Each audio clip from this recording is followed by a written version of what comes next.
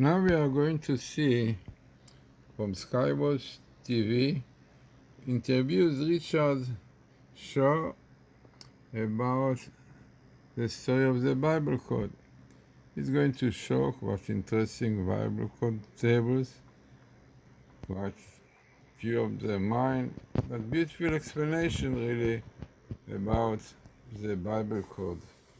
So let us see for a little bit, and we'll see from time to time more interesting things. What he came up with in the late 80s, early 90s is what we know now today as a Torah code table, which looks kind of like a crossword puzzle with Hebrew characters running in different directions. That was his brainchild, and Professor Rips thought it was a lovely and beautiful thing. So that's how we got to that point. Rather than neglecting this, I have to mention that in those days, those early days, there were two other men working with Professor Rips. One was named Doran Woodston, who was a brilliant computer programmer, and there was another man, Yoav Rosenberg. So it was the three of them together worked to develop this and came up with this. Well, what they discovered, I said, what did you find, what was the first code that you put in when I was asking Rips this, where you thought you weren't going crazy and that this was actually meaningful information? And he showed it to me. He said it was the Vilna Gaon. Oh my goodness. Yeah. The genius of Vilna. Yeah, He's a the rabbi. genius of Vilna. Yeah. So it comes up in the codes, the genius of Vilna, and then it like his birth and death, and it was in there, and where he lived, and all these things, they all appear on one line. So he realized that the chances of that happening are like, thousands to one. Astronomical. Yeah. Yeah. So then he realized they were onto something that also meant, which gives you chills a bit, that the Torah was relating information thousands of years after it was written. Mm-hmm. Now, how is that possible? Yeah. So then there was this book that came out in the late 90s by a man named Michael Drosnin. Michael Drosnin wrote a book called The Bible Code, and on the cover of that book is a table. We call them tables, a little bit crossword puzzles, and it said, Yitzhak Rabin, assassin will assassinate. Mm-hmm. Now, he found that table a year before Rabin was indeed assassinated. Now, he didn't know what to do with it.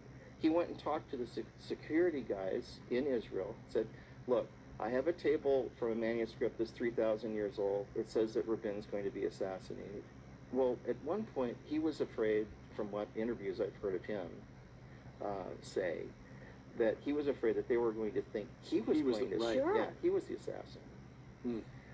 But come to find out, Rabin was indeed assassinated, and I don't remember the name of the assassin. It was like a short name, like a four-letter word like Anam or Amin or something like that.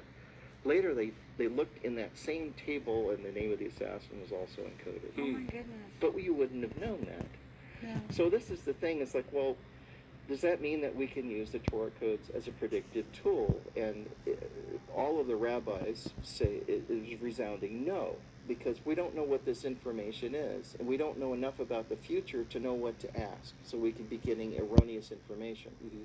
However, sometimes it indeed works, and sometimes we're getting information that might just be considered the zeitgeist of what's going on, that everybody's talking about, and it ends up in the Torah codes. Yes. I mean, we've seen that happen as well. So that's like a little bit, just barely scratching the surface of it. The film that I did gets into more of how all this works, and then the stuff we're going to talk about later today gets into the more current Torah code. It is fascinating because it substantiates the belief of Jews and Christians, of course, that this is indeed a supernatural document that's been preserved for us. Sure.